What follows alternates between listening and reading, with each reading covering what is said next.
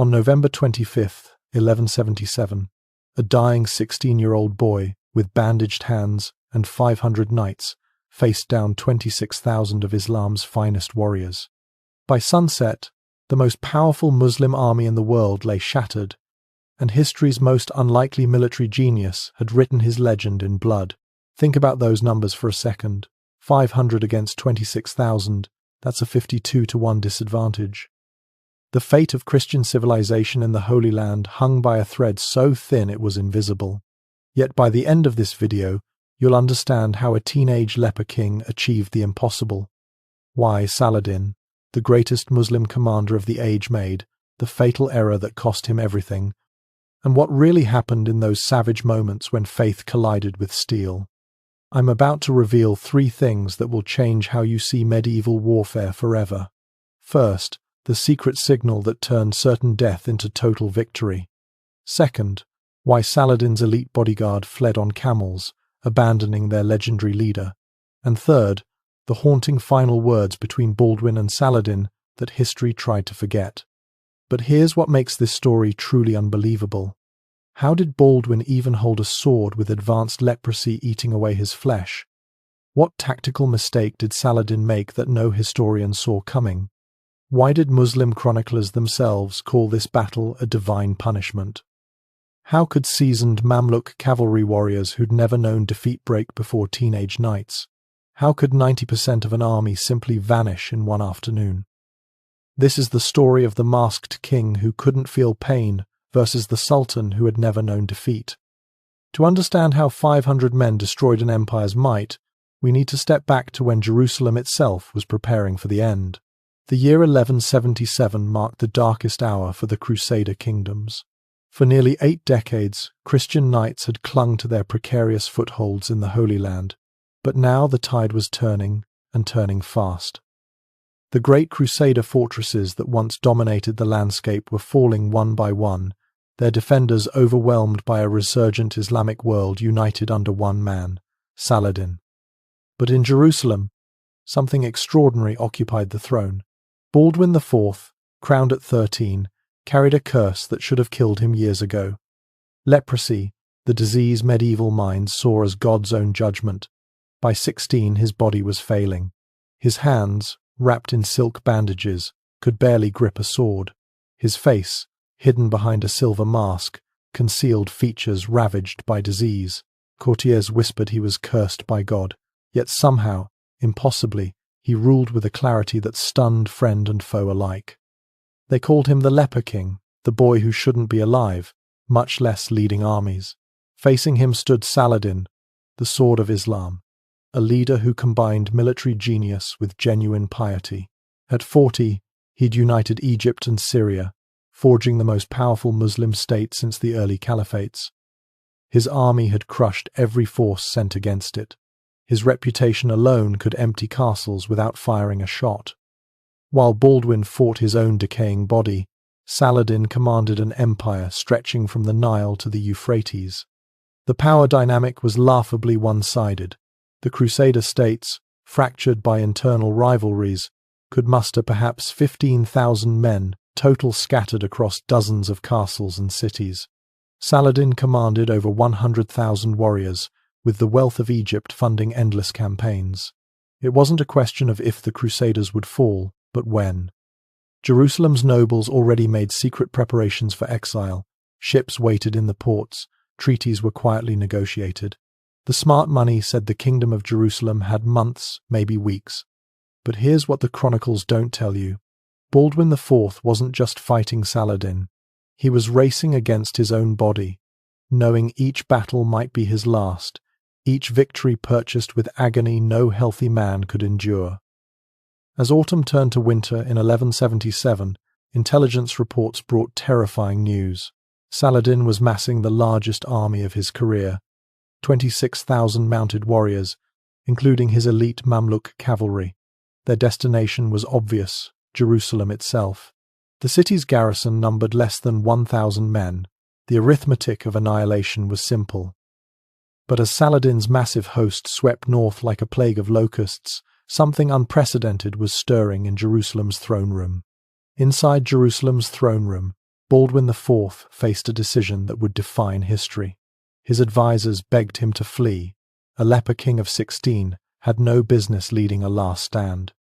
But Baldwin, carried to the war council on a litter because walking had become agony, spoke with a voice that made hardened crusaders weep. "I may die tomorrow or in 10 years, but I will die as I lived, defending this kingdom." The mathematics of survival were brutal.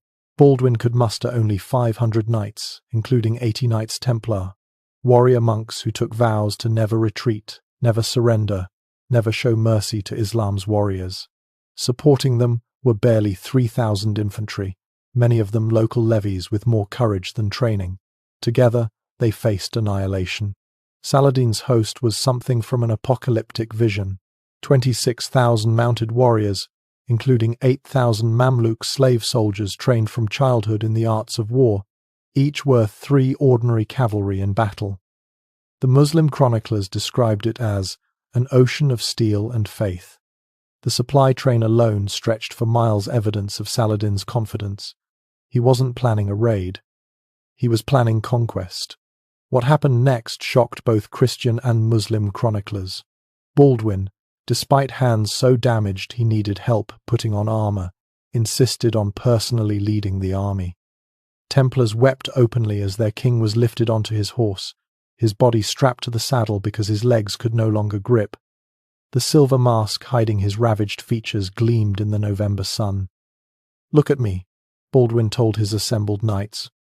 "God gave me this disease so that when we achieve victory, no man can claim it was by human strength alone." Saladin, camped near Ascalon, received reports of Baldwin's pathetic force with amusement. His emirs were already dividing up the conquered lands among themselves. Why shouldn't they be confident? The Sultan had gathered the largest Muslim army since the First Crusade. His scouts reported Jerusalem's walls were barely manned. The kingdom's best knights were scattered in distant fortresses. But Saladin made one fatal assumption, that Baldwin would wait behind Jerusalem's walls. The geography itself favoured the Muslims. The lands around Montgizard offered perfect terrain for cavalry rolling hills and open plains where numbers would tell. The autumn rains hadn't yet begun, meaning firm ground for charging horses. Every military manual, every precedent of warfare said the same thing. In open battle, the larger force wins, always. On November 23rd, Saladin bypassed the fortress of Ascalon, ignoring its garrison. Why waste time on sieges when Jerusalem itself lay defenseless? His army spread out, confident and eager, already tasting victory. Foraging parties scattered across the countryside. Discipline relaxed. After all, what threat could 500 knights pose to 26,000? But hidden in the morning mist of November 25th, Baldwin's force had left Jerusalem in a desperate march. 45 miles in 36 hours, an insane pace for healthy men, torture for a king whose body was literally falling apart. Templars took turns carrying Baldwin's litter when he lost consciousness from pain. They marched not to defend Jerusalem, but to find the one thing that might save it, Saladin's army in the worst possible position. As the two forces converged, neither side knew they were racing toward the most shocking military reversal in medieval history. November 25th dawned clear and hot, unusual for late autumn in the Levant. By 6 a.m., Baldwin's exhausted force had covered impossible ground, their horses foaming, men swaying with fatigue. But their scouts brought electrifying news. Saladin's army was spread across 3 miles of countryside, scattered in foraging parties, their guard completely down. The Templar Grand Master, Odo de Streetamand, rode to Baldwin's litter. "Sire, God has delivered them into our hands." But even he couldn't hide his shock at what their scouts reported next. The enemy numbers were even worse than feared. Not 20,000, but 26,000 warriors, their banners blackening the horizon like a storm front. Baldwin's knights reacted with visible despair. Some openly wept, others prayed. The mathematics were impossible, 52 enemies for every Christian knight. But then Baldwin did something no one expected. Despite agony that would have killed most men, he demanded to be lifted from his litter and placed on his horse. "Gentlemen," His voice rang clear despite his suffering. David faced Goliath with faith. We faced 26,000 with God. At 11 a.m., Saladin received his first warning dust clouds to the north, moving fast. His initial reaction was disbelief. The reports made no sense. Baldwin wouldn't dare leave Jerusalem's walls. It had to be a scouting party, nothing more. This overconfidence would cost him everything. By noon, the truth became undeniable. Crusader banners appeared on the ridgeline, the blood-red cross of the Templars, the golden crosses of Jerusalem.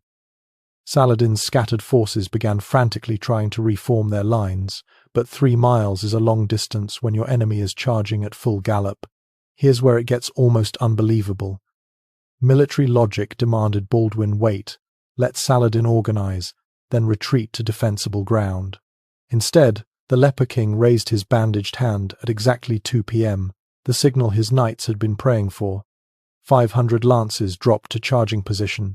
The impossible attack had begun. But Saladin had missed one crucial detail that would doom his army. His forces were split by a natural feature invisible from distance, a series of ravines cutting through the plain.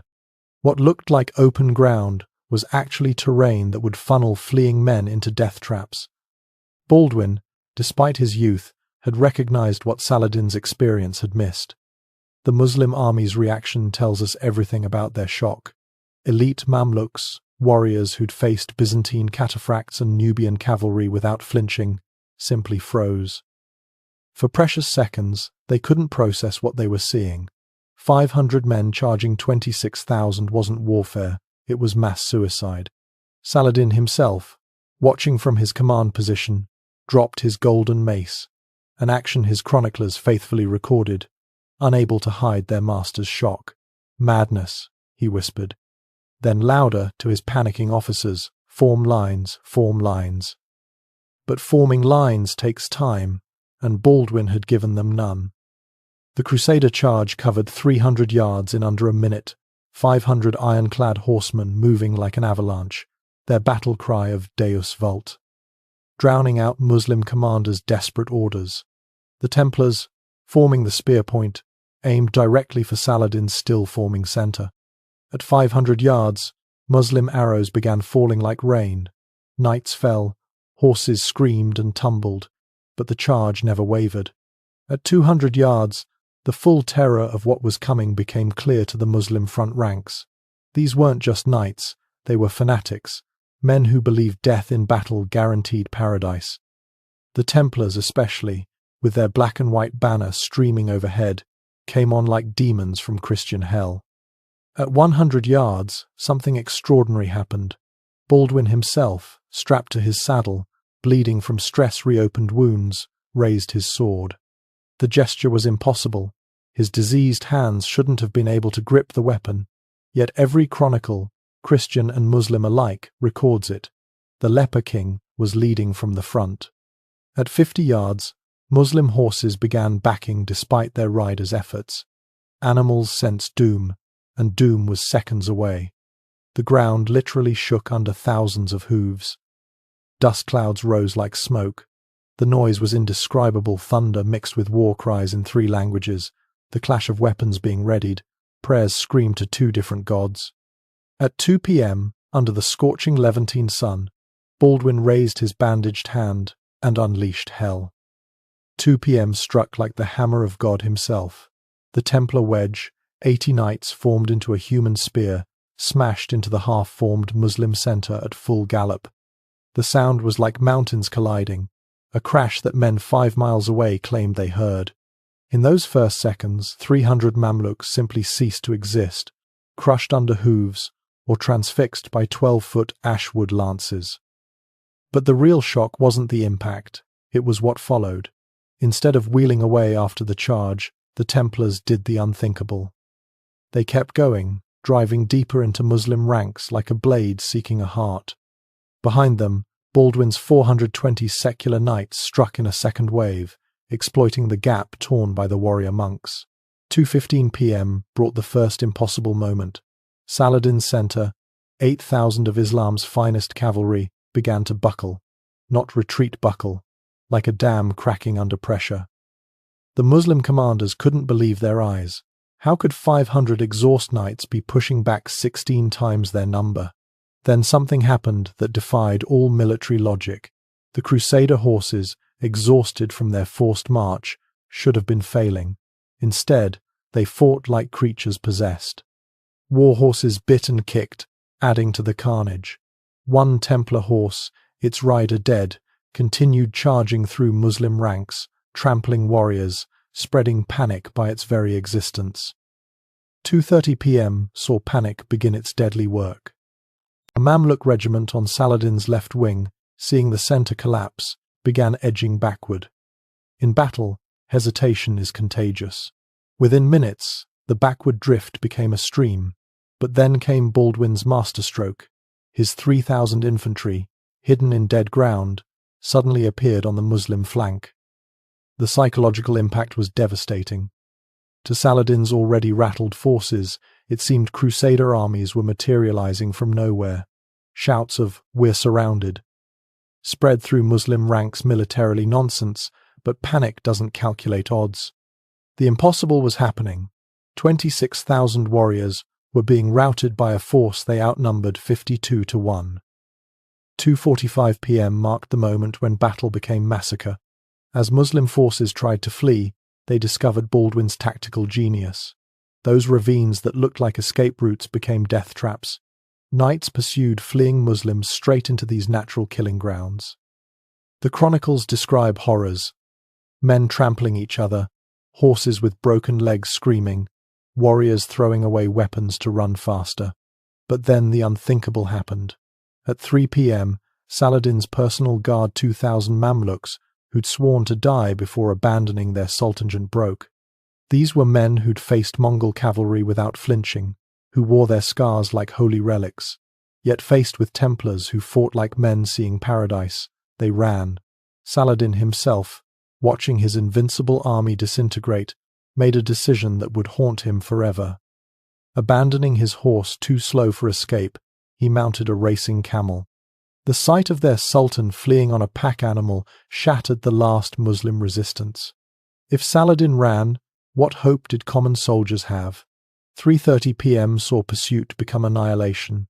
Crusader knights, their blood up, chased fleeing Muslims for miles. The killing was mechanical, efficient, horrible. Lances broken, they used swords. Swords blunted, they used maces. Some Templars, their weapons lost, beat enemies to death with their helmets. The very ground became slippery with blood. Modern historians still can't explain this part. How did 500 exhausted knights maintain pursuit for 2 hours? How did horses near death from marching find strength to run down fresh Muslim cavalry? The Christian chroniclers had an answer. God's strength flowed through them. The Muslim chroniclers, horrified, agreed. This was divine punishment. 4 p.m. brought scenes that haunt the records. The ravines, those natural features Baldwin had recognized, became charnel houses. Muslims fell in layers, the dead cushioning the dying suffocating under more dead. Some ravines literally filled with bodies, creating bridges of flesh others tried to cross. The pursuit only ended when Crusader horses finally collapsed, their mighty hearts giving out after achieving the impossible. Baldwin himself fought despite agony that defies description. Strapped to his saddle, unable to feel his sword hand, he nonetheless led charge after charge. Knights later swore they saw tears of blood seeping from beneath his silver mask, his diseased body literally weeping from the effort. Yet his voice never wavered, calling encouragement, directing the slaughter with tactical brilliance. The Templar Grand Master, Odo de Street Amand, provided the battle's most chilling moment. Finding a group of 500 Mamluks trying to rally, he led just 12 knights in a charge that shattered them. When asked later how 12 could break 500, he replied simply, "They feared God's wrath. We embodied it." Statistical shock comes from every angle. By 4:30 p.m., Muslim dead carpeted the field for 3 miles. Bodies clogged the ravines 20 feet deep. Abandoned weapons littered the ground like iron seeds. The streaming banners of Islam's greatest army lay trampled in mud made from dust and blood. But the numbers that truly stagger come from Muslim sources. Of 26,000 warriors who woke that morning, fewer than 2,000 saw sunset. The Crusaders lost 1,100 dead, heavy losses from just 3,500 engaged, but nothing compared to the Islamic catastrophe. It wasn't a defeat, it was annihilation on a scale medieval warfare rarely witnessed. As the sun began to set on that blood-soaked field, the impossible had become reality. The setting sun of November 25th illuminated a vision from Revelation itself. Where Saladin's mighty host had stood that morning, only corpses remained. 20,000 Muslim dead. The number staggers even now. Bodies lay so thick that Crusader horses picked their way carefully, like walking on a carpet of the fallen. The ravines had become mass graves, filled to overflowing with warriors who died not from wounds but from suffocation under their fleeing comrades. Baldwin, finally allowing himself to be lifted from his horse, collapsed immediately. Knights rushed to support their dying king, but he waved them away, insisting on one final act. There, on that field of death, the leper king led his exhausted army in prayer. Non nobis, Domini, non nobis, they chanted. Not to us, Lord, not to us, but to your name give glory. The sight of 500 blood-soaked killers kneeling in prayer while surrounded by 20,000 corpses struck even hardened warriors as surreal. But wait, it gets more insane. The immediate material gains defied calculation. Saladin's army had carried wealth to sustain a long campaign gold, weapons, horses, supplies for 26,000 men. In 3 hours, it all became Crusader property. The chronicles list the haul with awe. Enough weapons to equip 10 armies, enough gold to fund the kingdom for 2 years, thousands of horses, including Arabian breeds worth fortunes. The Templars alone captured enough military equipment to outfit every Christian fortress in the Levant. More importantly, they captured Saladin's war chest, literal tons of gold meant to pay his army. In one afternoon, the bankrupt kingdom of Jerusalem became solvent. The economic impact would sustain the Crusader states for a decade. Saladin's humiliation was complete. The man who'd never known defeat arrived in Cairo with fewer than 2,000 survivors from his 26,000. His racing camel had saved his life but destroyed his reputation. Warriors who flee on pack animals don't inspire loyalty. His emirs, the same men who'd been dividing up conquered lands that morning, now questioned their sultan's judgment and courage. The Muslim chronicler Ibn al-Athir, usually sympathetic to Islamic causes, couldn't hide the scope of the disaster. He called it the most terrible catastrophe to befall Islam in this age. Another wrote simply, God turned his face from us that day. The psychological impact on the Muslim world was devastating. If 26,000 couldn't defeat 500 Christians, what did that say about divine favor? Jerusalem erupted in celebration when news arrived. Church bells rang for 3 days straight, but in the royal chamber, Baldwin IV lay dying. The battle's physical toll on his ravaged body was catastrophic. Physicians warned he might not survive the night, yet somehow, impossibly, the leper king endured. When asked how he'd found strength to fight, Baldwin whispered, "Pain means nothing when God requires service." The strategic implications were staggering. Saladin's power base in Egypt nearly collapsed from the defeat. Syria questioned their allegiance. The careful alliance he'd built over decades cracked in a single afternoon. Military historians calculate it took Saladin 10 years to rebuild a force comparable to what Baldwin destroyed in 3 hours. The Crusader states, granted this miraculous reprieve, gained time they'd never dared hope for. But the real consequences were beginning. The Battle of Montgizard stands as history's most extreme example of odds overcome through leadership, faith, and tactical brilliance. For 10 years after that bloody November day, Saladin approached the Crusader states with newfound caution. The man who'd swept all before him had learned that numbers alone don't guarantee victory, not when facing an enemy willing to die for their cause.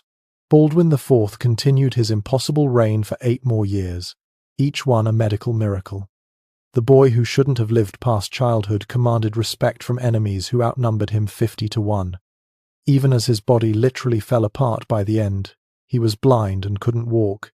His mind remained sharp, his courage unbroken. When he finally died in 1185 at age 24, Saladin himself reportedly said, "I feared that man more than any army." The tragic irony strikes hard. Just 2 years after Baldwin's death, Saladin reconquered Jerusalem. Without the leper king's inspired leadership, the Crusader states crumbled.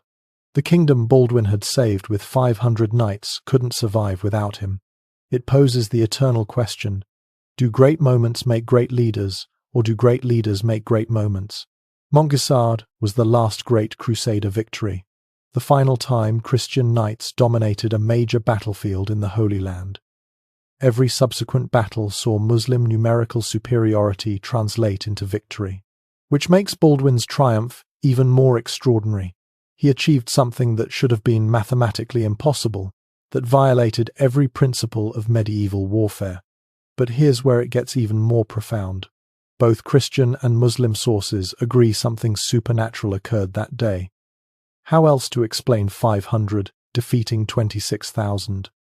How else to understand exhausted horses outrunning fresh ones? How else to comprehend a dying teenager outgeneraling history's greatest Muslim commander? When faith meets superior numbers, can sheer will overcome material reality? Modern military academies study Montgisard as the ultimate example of psychological warfare. Baldwin understood something Saladin missed. In battle, morale matters more than mathematics. 500 men who believe God fights beside them are worth more than 26,000 who doubt. The leper king's true genius wasn't tactical. It was making his knights believe the impossible was inevitable. The battle's legacy echoes through centuries. When Churchill spoke of their finest hour, when 300 Spartans held Thermopylae, when any hopeless stand succeeds against overwhelming odds, we see Montgisard's shadow. It remains proof that sometimes, just sometimes, courage counts more than counting.